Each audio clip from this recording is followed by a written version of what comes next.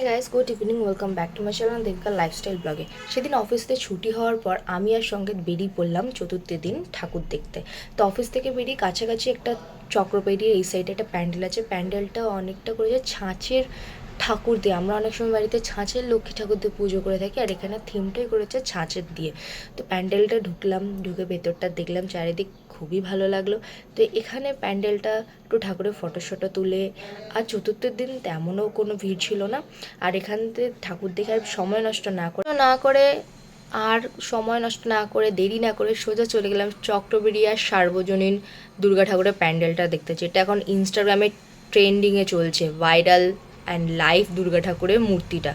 তো প্রথমে ভেবেছিলাম লাইভ দুর্গা ঠাকুর মূর্তি মানে যেরকম হয় যে একটা মানুষকে সাজিয়ে দেবে, সেরকমই ভেবেছিলাম।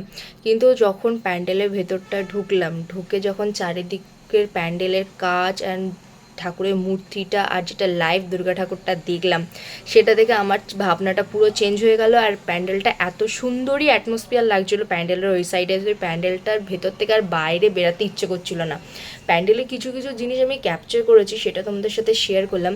এই সামনে যে মূর্তিটা আছে, একে দেখে সত্যি পুরো রিয়েলিস্টিক লাগছে। পুরো আমাদের হয় চারিদিকের কুকথা কুপ্রথা, সেটার উপর থিম করেই প্যান্ডেলটা করেছে। প্যান্ডেলের চারিদিকে লাইটিং মানে বলতে গেলে অসাধারণ অসাধারণ। তোমরা যদি প্যান্ডেলটা গিয়ে থেকে থাকো তাহলে তোমরা বুঝবে যে কতটা সুন্দর হয়েছে। তো আমি এখানে একবার না দুবার গেছি প্যান্ডেলটা দেখতে, তাও আমার মন ভরেনি। আর তোমরা যদি ভিডিওটা ইনস্টাগ্রাম বা ফেসবুক বা ইউটিউবে দেখে থাকো তাহলে লাইক সাবস্ক্রাইব করতে একদম ভুলো না। আজকের ভিডিওটা এইটুকুনি।